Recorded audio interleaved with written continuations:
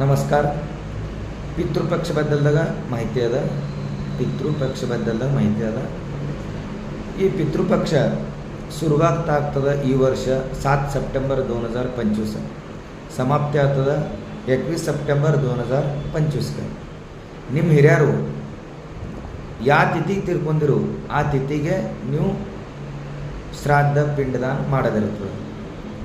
ಜರ್ ನಿಮಗೆ ಆ ತಿಥಿ ಮಾಡೋದಾಗಲಿಲ್ಲ, ಏನರ ಅಡಚಣೆ ಇತ್ತು, ಆ ತಿಥಿಗೆ ಜರ್ ನಿಮ್ಗೆ ಶ್ರಾದ್ದ ಮಾಡೋದಾಗಲಿಲ್ಲ ಅಂದ್ರೆ ನೀವು ಅಷ್ಟಮಿ ಇಲ್ಲಾಂದ್ರೆ ವ್ಯತಿಪಾತ ಯೋಗ ಆ ದಿವಸ ಇಲ್ಲಾಂದ್ರೆ ಅಮಾವಾಸ್ಯ ದಿನ ನೀವು ಪಿಂಡದಾನ ಶ್ರಾದ್ದ ಮಾಡಿಸಕಸ್ತೀರಿ.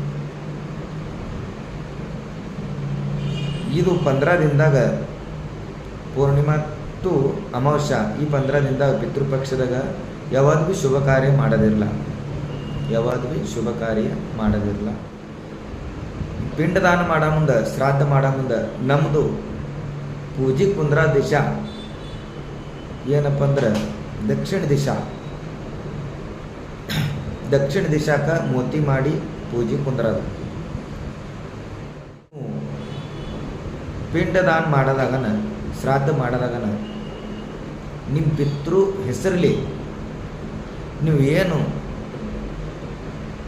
ಶೇದ ಕೊಡ್ತಿರ್ತಿರಲ್ಲ ಅದು ಶೇದ ಕೊಡೋಪೇಕ್ಷಾ ಆ ಬ್ರಾಹ್ಮಣ ಅನ್ರಿ, ಬಡ್ಜಿ ಅನ್ರಿ, ಸ್ವಾಮಿ ಅನ್ರಿ, ನೀವು ಯಾರಿಗೆ ಹೇಳಿರ್ತಿರಲ್ಲ ಅವರಿಗೆ ಡೈರೆಕ್ಟ್ ಊಟ ಹಾಕ್ತಿ ಬರ್ರಿ ಅವ್ರ ಹೆಸರಲ್ಲಿ.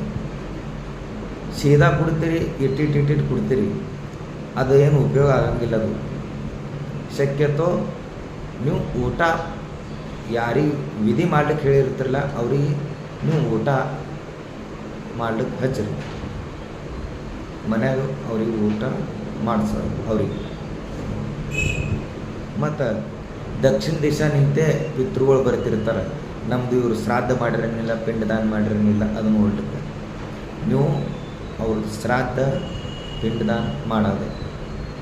ಅದರಿಂದ ಅವ್ರಿಗೆ ಸುಖ ಶಾಂತಿ ಸಿಗ್ತದೆ ಮತ್ತು ಅವರು ನಿಮ್ಗೆ ಶುಭ ಆಶೀರ್ವಾದ ಕೊಡ್ತಿರ್ತಾರೆ. ಅವ್ರ ಆಶೀರ್ವಾದಲ್ಲಿ ನಿಮ್ದೆಲ್ಲ ಚಲೋ ಆಗ್ತಿರ್ತದೆ. ಧನ್ಯವಾದ.